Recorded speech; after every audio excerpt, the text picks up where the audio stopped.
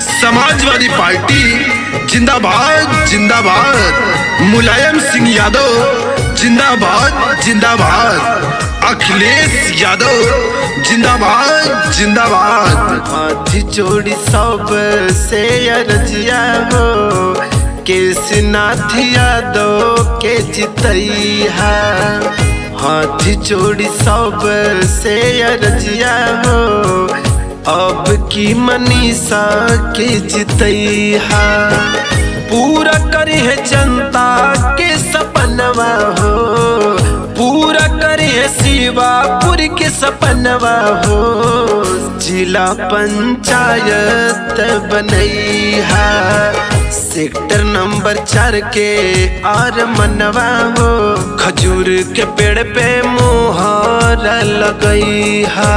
जी हाँ, Shivapuri sector number 4 की जिला पंचायत सदस्य पद की भावी प्रत्याशी आपका अपना भाई, आपका अपना बेटा केसनाथ यादव,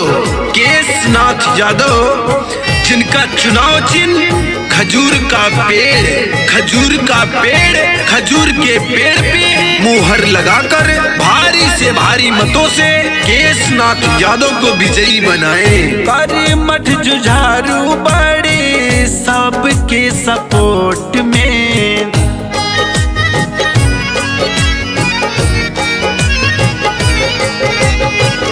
दिया आशीर्वाद भैया एक ही वोट में।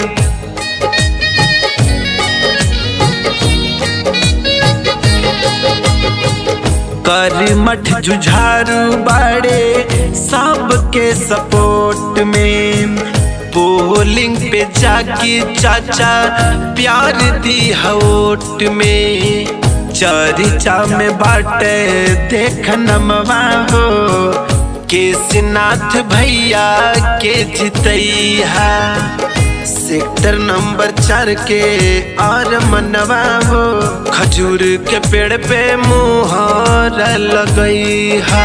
जी हाँ, नारी के सम्मान में मनीषा यादव पत्नी केसनाथ यादव, जिनका चुनाव चिन्ह खजूर के पेड़ पर मुहर लगाकर भारी से भारी मतों से अपने भाई, अपने बेटा केसनाथ यादव को भारी से भारी मतों से विजयी बनाए। सब कर चहेता बड़े राउर दुलारा।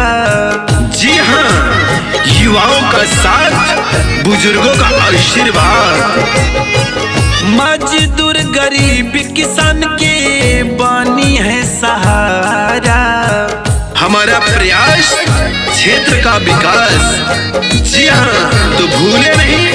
सब कर चहेता बड़े राउर दुलारा। दीनहीन दुखियन के बानी है सहारा। चारू ओर होई खूब कमवा हो, अब की सपोर्ट सब करिहा। चर्चा में हुए देख नमवा हो, खजूर के पेड़ पे मोहर लगई। माता बहनों का चुनाव निशान खजूर के पेड़ पर मुहर लगाकर भारी से भारी मतों से भाई केसनाथ यादव को विजयी बनाए। जी हाँ, मजबूर नहीं, मजबूत बनो, इस बार केसनाथ यादव को चुनो। जी हाँ, हमारा प्रयास क्षेत्र का विकास, युवाओं का साथ, बुजुर्गों का आशीर्वाद, तो भूले नहीं केसनाथ यादव जी को। करी है विकास भैया राखो विश्वास हो।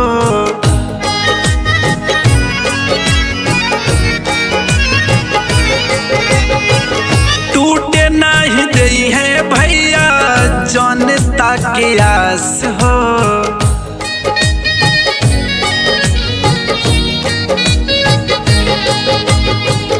करी है विकास भैया राख विश्वास हो। टूट टूटे नाही दई है अपने जनता के आस हो। गायक गोरख के अजमनवा हो, अब की मनीषा के जितैहा। पूरा करे है जनता के सपनवा हो, पूरा करे है शिवापुर के सपनवा हो। जिला पंचायत बनैहा, सेक्टर नंबर 4 के आर मनवा हो। खजूर के पेड़ पे मोहर लगैहा।